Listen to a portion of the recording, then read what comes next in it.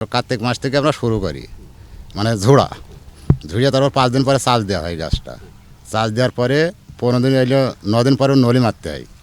নলিটা মারার পরে ধরেন তারপরে 5 দিন পর রস বেরোনোর পরে তখন আমরা ঠিলে বান্ধি, ভাড় বেঁধে তারপরে এখন ধরো 4 মাস আমরা এই কর্ম। আমাদের বেতন হইলো ধরো যে 20,000 মাসে। আমরা কার্তিকের প্রথম থেকে গাছ তোলা শুরু করার ঠিক 5 থেকে 6 দিন পরে আমরা গাছ চাষ দিই।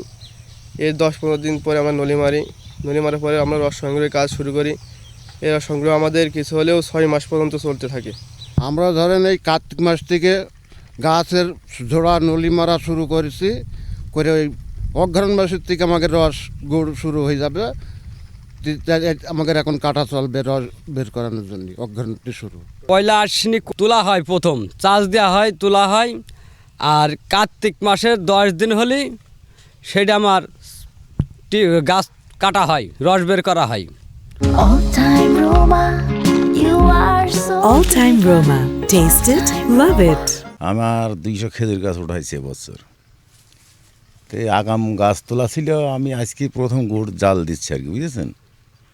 এখনও তত উন্নত মানের গুড় হয়নি, হয়তো সামনে সপ্তাহ থেকে হয়তো আল্লাহ ভালো করলে হয়তো আবহাওয়া পরিবর্তন হয়ে গেলে শীত একটু অনুভূত হলে হয়তো ভালো মানের গুড় পাওয়া যাবে আর কি, আশা করা যায়। 6 মাস গাছ কাটি, কার্তিক মাস আসলে আমি গাছ তুলি, আর ওদিকে ফাল্গুন চৈত মাস পর্যন্ত আমরা এই গাছটা কাটি।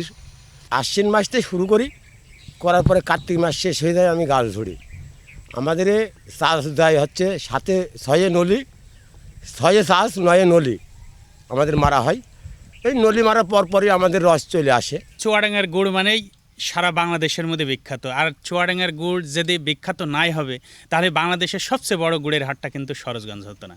তবে আরেকটু আমরা সংশয় মনে করছি, কারণ আমাদের বিগত বছরগুলোতে যেভাবে গাছেরা গাছ উঠাতো, গাছ তুলতো, গাছ লাগাতো এবং রস গুড় উৎপাদন করত, সেই তুলনায় কিন্তু এখন বর্তমান সময়ে দিন দিন গাছে হ্রাস পাচ্ছে। আমরা যখন গাছ উঠাতে যাচ্ছি গাছে সেইভাবে পাওয়া যাচ্ছে না, এবং গাছেদের বেতন মূল্যও কিন্তু সেই দিক থেকে তুলনামূলক বেশি। বাংলাদেশে শীত পড়া শুরু হয়েছে। এই শীতের সময়ে এই চুয়াডাঙ্গা জেলায় আমাদের যে খেজুর গুড় উৎপাদনের সাথে জড়িত কৃষক ভাইরা তাদের খেজুর গাছ ইতিমধ্যেই প্রস্তুতির কাজ পুরো দমে শুরু করে দিয়েছেন, অনেকে প্রস্তুত করে ফেলেছেন। তো আমাদের এই জেলায় গতবারের তথ্য যেটা ছিল 2,72,000 আমাদের গাছ ছিল, এর খুব বেশি পরিবর্তন হয়নি। এখন যে আমরা নতুনভাবে যে রোপণ করা গাছগুলো এটা দিনে দিনে বড় হচ্ছে, ভবিষ্যতে এই গাছের সংখ্যা আরও বাড়বে।